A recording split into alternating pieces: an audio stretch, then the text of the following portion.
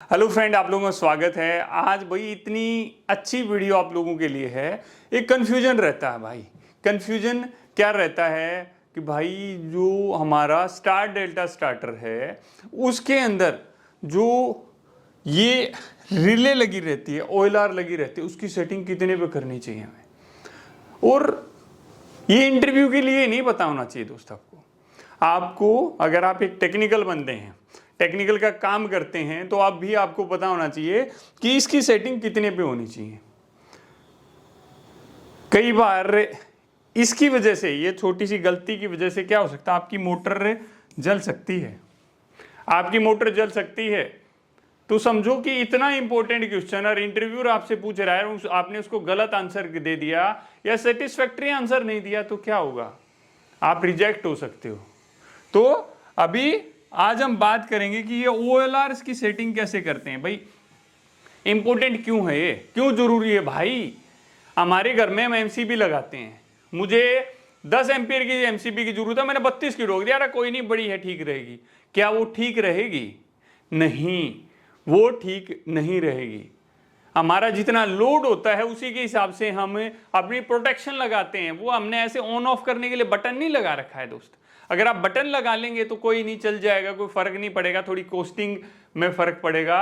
But अगर आपने MCB लगा दी, प्रोटेक्शन के लिए जो चीज लगा रखी है, उसके साथ हम नहीं कर सकते। उसी तरह इसके अंदर जो OLR लगी रहती है, OLR की सेटिंग भी हमें सोच समझ के करनी होती है। कम कर दी तो तुरंत मोटर बंद हो जाएगी, जल्दी मोटर बंद हो जाएगी। ज्यादा कर दी तो भाई जब जल जाएगी मोटर, जब ही बंद होगी। तो यहां पर आप देखोगे मैंने दो तरह के डायग्राम बना रखे हैं। देखो, एक ये इधर वाला डायग्राम है, एक इधर वाला डायग्राम है। इन दोनों में क्या अंतर दिख रहा है?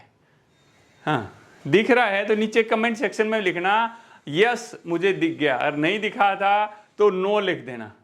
और वीडियो अच्छी लगे तो वीडियो को लाइक जरूर करना और चैनल को सब्सक्राइब और बेल आइकॉन। अभी भाई ठीक है, मैं बता देता हूं इन दोनों में डिफरेंस क्या है। इस वाले में हमने OLR कहां लगा रखी, देखो कॉन्टेक्टर से पहले लगा रखी है। कहां लगा रखी है? कॉन्टेक्टर से पहले लगा दी हमने। और यहां पे क्या किया, कॉन्टेक्टर के बाद लगा दी। अरे सर ये कहां लगनी चाहिए पहले तो बता दो, मैं तो कंफ्यूज हो गया। मैं तो यहां लगाता था सर, कुछ कहते मैं तो यहां लगाता हूं सर। यहां वाली सही है, यहां वाली सही है, दोनों दोस्त दोनों सही हैं, दोनों सही हैं। कि कुछ में इस तरह लगाते हैं, कुछ में इस तरह लगाते हैं। यहां लगानी है तो सेटिंग क्या होगी, यहां लगानी है तो सेटिंग क्या होगी, दोनों पे हम बात करेंगे। ठीक है, तो ये अपनी OLR है। भाई हमारे दो चीजों के नाम सुने हैं। एक तो होता है भाई लाइन करंट और एक फेस करंट। एक क्या होता है, लाइन करंट, और एक होता है फेस करंट। ठीक है, ये दो चीजें होती हैं। अगर मैं बिल्कुल देसी भाषा में मैं बोलूं, सर लाइन करंट कौन से को बोलेंगे? अगर मैं यहां पर करंट को नापता हूं, अगर मैं यहां पर करंट को नापता हूं तो उसको क्या बोलेंगे? लाइन करंट बोलेंगे। क्या बोलेंगे उसको? Line current. और यहां पर मैं करंट को नापता हूं तो उसको क्या बोलेंगे? फेस करंट बोलेंगे। क्या बोलेंगे उसको? फेस करंट बोलेंगे। अभी दोनों में सर है, यहां भी उतना मिलेगा, यहां भी उतना मिलेगा। दोस्त नहीं मिलेगा, एक जैसा नहीं मिलेगा। हम आगे थोड़ा समझेंगे, हम आगे समझेंगे। देखो, अगर मैं यहां पर नापता हूं तो टोटल मोटर के ऊपर जितना लोड है ना, वो लोड अपना आ जाएगा यहां पर। अगर मैं यहां पर नापता हूं तो यहां पर मैंने क्लैम्प मीटर लिया, नाप लिया। बट यहां पर नापता हूं तो ये देखो, यहां पर एक R फेस आया हुआ है, एक इधर से आ रहा हुआ है, तो इसका करंट, इसमें भी तो कुछ करंट चल रहा होगा। तो हमने क्या किया ना, ये वाला नापा है, हमने दोनों नहीं नापा है। और ऊपर वाले में जब अगर हम मापते हैं तो दोनों चीज माप लेते हैं। तो अगर मैं करंट यहां पर नाप रहा हूं तो उसको बोलेंगे लाइन करंट, और यहां पर नाप रहा हूं तो फेस करंट बोलेंगे। इसका भाई देखो सर, अब ये बता दो, मुद्दे पे आ जाओ कि कितनी बड़ी लगानी है, कितनी बड़ी, या कैसे सेटिंग करनी है इसकी। सेटिंग तो इसमें चोंच सी होती है, चोंच सी को घुमाना है, बट कितने पे करनी है वो जरूरी है, कैसे निकालें। तो इसका एक छोटा सा फॉर्मूला है। क्या फॉर्मूला है छोटा सा, कि जैसे मोटर है भाई, मोटर का हमें चाहे तो मोटर के ऊपर लिखा होगा इतने करंट इसके अंदर जा रहा है, हम उसके हिसाब से निकाल लेंगे, या मोटर पर नहीं है तो हम पहले निकालेंगे फिर उसको समझेंगे।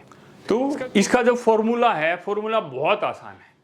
फॉर्मूला बहुत आसान है कि इसके एम्पियर कैसे निकालें। एम्पियर है भाई, एम्पियर को हम यहाँ पर लिख देते हैं, आई लिख देते हैं, आई का मतलब हो गया एम्पियर, ठीक है। तो इसका एक फॉर्मूला है कि मोटर भाई कितने किलोवाट की है, मोटर कितने किलोवाट की है गुणा में 1000। 1000 किस लिए कर दिया भाई, किलोवाट से इसको ये किलोवाट बन गया है, अगर अदरवाइज ये वाट रहता। तो 1000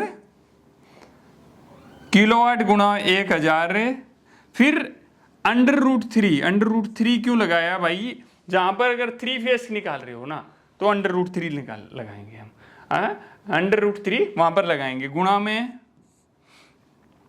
वोल्टेज, भाई वोल्टेज कितनी आ रही है, गुणा में हमारा पावर फैक्टर कितना है। तो इस तरह करके आप बहुत आसान से, बहुत आसानी से निकल जाएगा। पर रख के देखो, नहीं आए तो वीडियो पर कमेंट मारना, बहुत बढ़िया सा दोबारा बिल्कुल बढ़िया तरीके से बना के देखूंगा, बट थोड़ा सा हमें प्रैक्टिस करनी पड़ेगी भाई।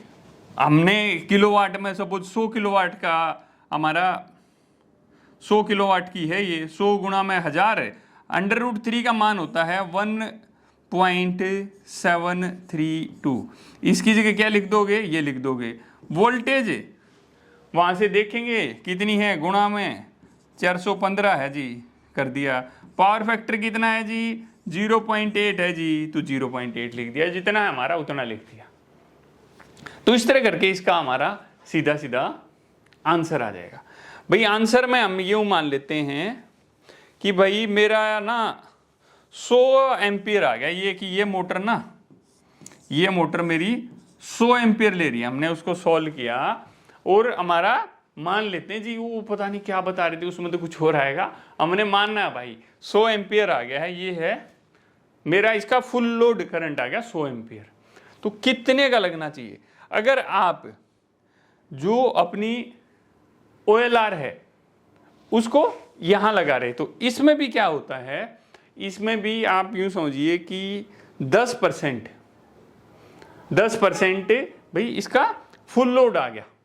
कई बार क्या होता है ना, जर्क लोड हो जाता है, तो मैं इसका 5 से 10% और एक्स्ट्रा ले लेता हूं। 100 का 10% हो गया 110 एम्पियर हो गया। अदरवाइज 100 पे भी कर सकते हैं, 100 पे भी सेटिंग हम 100 के हिसाब से भी कर सकते हैं और 110 के हिसाब से भी कर सकते हैं। हमने 100 के हिसाब से कर रखी है, बट जो हमारा जर्क लोड है उसकी वजह से ट्रिप हो रही है, तो थोड़ा आगे बढ़ा सकते हैं, ठीक है। अब हमने क्या कर लिया, 110 एम्पियर इसको रख लिया है।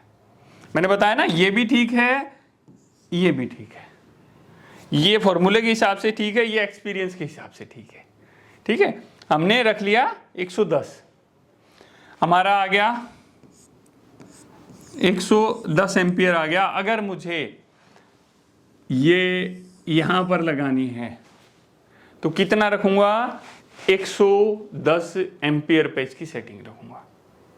अगर मुझे यहां लगानी है, यहां क्या था, लाइन करंट था, ठीक है। अगर यहां लगानी है तो जी मैं तो यहीं लगाता हूं, तो मैं क्या करूंगा, इसको डिवाइड कर दूंगा √3 से। √3 का मान क्या होता है, 1.732, तो इसकी जगह 1.732 में लिख दूंगा, ठीक है। इसको इससे भाग दे देंगे, इसको इससे भाग दे देंगे, तो भाई मेरा तो आ गया है 63.5। तो यहां पर जो सेटिंग करेंगे 63.5 की हम सेटिंग कर देंगे। कितने की सेटिंग कर देंगे, 63.5 की सेटिंग कर देंगे और हमारा ये प्रॉपर काम करने लग जाएगा, ठीक है। तो अभी आपने ना की सीख लिया भाई साहब, आपने सीख लिया कि ये मोटर है भैया, ये हमारी मोटर है, इस मोटर में इसका एम्पियर फुल लोड कैसे निकालेंगे, फॉर्मूला भी आपने देख लिया कि एम्पियर से अगर मेरे पास एम्पियर नहीं है बाकी चीजें हैं तो मैं कैसे निकालूंगा एम्पियर। और ये दोनों सेटिंग कैसे करते हैं, लाइन करंट और फेस करंट में डिफरेंस क्या क्या होता है, लाइन वोल्टेज और फेस वोल्टेज पे मैं बढ़िया सी वीडियो आपको लेके आने वाला हूँ कि क्या होता है, क्या डिफरेंस होता है, इंटरव्यू में पूछे जाते हैं क्वेश्चन। वीडियो अच्छी लगी तो भैया लाइक करना, दोस्त को शेयर कर देना। अब मिलते हैं अगली वीडियो में। जय हिंद, जय हिंदुस्तान।